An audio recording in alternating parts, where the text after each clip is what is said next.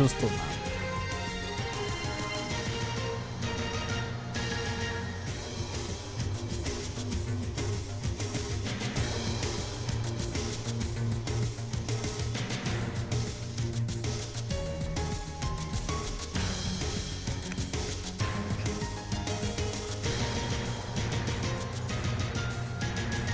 తెలంగాణలో త్వరలోనే కులగణన చేపడతామని ముఖ్యమంత్రి రేవంత్ రెడ్డి అన్నారు. ఎన్నికల ముందు ప్రజలకు ఇచ్చిన మాట ప్రకారం తమ ప్రభుత్వం ఈ నిర్ణయానికి కట్టుబడి ఉన్నట్లు తెలిపారు.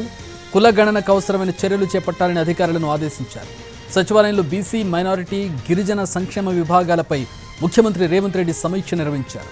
ఎస్సీ, ఎస్టీ, బీసీ సంక్షేమ గురుకుల విద్యా సంస్థలన్నీ వేర్వేరు చోట్ల విడివిడిగా కాకుండా ఇంటిగ్రేటెడ్ ఎడ్యుకేషన్ హబ్ ఏర్పాటు చేయాలని సీఎం అన్నారు.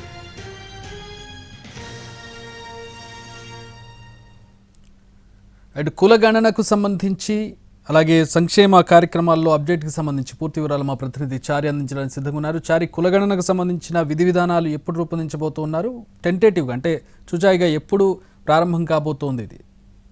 ఫిబ్రవరి 2వ వారంలో దీనికి సంబంధించినటువంటి పూర్తి స్థాయి కులగణనకు సంబంధించినటువంటి ప్రక్రియ మొదలు పెట్టేటువంటి ఆలోచనలో ప్రభుత్వం ఉన్నట్టు తెలుస్తుంది. అయితే ఎన్నికల మేనిఫెస్టోలో భాగంగా జనాభా ఎంత ఉంది అనేటువంటి అధికారిక సమాచారం కావాలనేటువంటి అభిప్రాయంతో కాంగ్రెస్ పార్టీ ఉంది. ఎన్నికల ప్రచారంలో రాహుల్ గాంధీ పదే ఒక అంశాన్ని ప్రస్తావిస్తూ వచ్చారు. కులాల వారీగా జనాభా ఎంత ఉంది, ఆ జనాభా దామాషా ప్రకారం నిధుల కేటాయింపు, అధికారంలో వాటా, బడ్జెట్ లో వాటా లాంటి అంశాలన్నింటినీ కూడా పూర్తి స్థాయిలో అమలు చేయడానికి కులగణన అనేది చాలా ముఖ్యమైనటువంటి అంశం అనేటువంటిది ప్రధానంగా కాంగ్రెస్ పార్టీ ఎన్నికల ప్రచారంలో చెప్పింది. దానికి అనుగుణంగానే కాంగ్రెస్ పార్టీ అధికారంలోకి వచ్చిన వెంటనే కులగణనకు సంబంధించినటువంటి అంశాలని ప్రారంభించాలనేటువంటి ఆలోచనతో ప్రభుత్వం ఉంది. కొద్దిసేపటి క్రితమే సీఎం బీసీ సంక్షేమ శాఖ అలాగే సంక్షేమ శాఖలకు సంబంధించినటువంటి అధికారులు మంత్రులతో సమీక్షా సమావేశాన్ని నిర్వహించారు.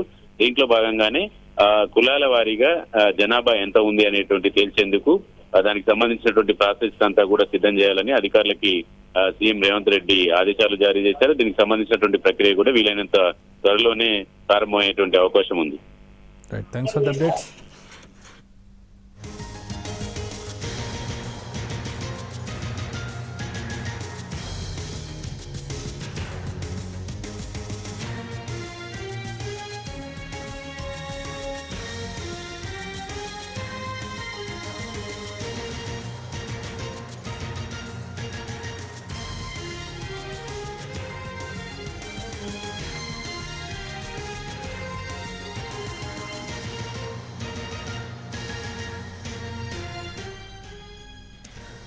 మా ప్రతినిధి అందించిన వివరాలను మనం చూసాం. తెలంగాణలో త్వరలోనే కులగణన చేపడతామని ముఖ్యమంత్రి రేవంత్ రెడ్డి అంటున్నారు. ఎన్నికల ముందు ప్రజలకు ఇచ్చిన మాట ప్రకారం తమ ప్రభుత్వ నిర్ణయానికి కట్టుబడి ఉన్నట్లుగా తెలిపారు.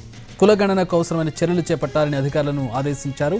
ఫిబ్రవరిలో ఈ కులగణన ఉండే అవకాశం కనపడుతోంది. సచివాలయంలో బీసీ, మైనారిటీ, గిరిజన సంక్షేమ విభాగాలపై ముఖ్యమంత్రి రేవంత్ రెడ్డి సమీక్ష నిర్వహించారు. అలాగే ఎస్సీ, ఎస్టీ, బీసీ సంక్షేమ గురుకుల విద్యా సంస్థలన్నీ వేర్వేరు చోట్ల కాకుండా ఇంటిగ్రేటెడ్ ఎడ్యుకేషన్ హబ్ ఏర్పాటు చేయాలని సీఎం అన్నారు.